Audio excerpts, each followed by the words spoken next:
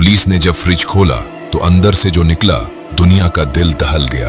1991 में अमेरिका के एक फ्लैट से तेज बदबू आ रही थी। पुलिस अंदर गई, फ्रिज खोला तो उसमें इंसानी शरीर के टुकड़े पड़े थे।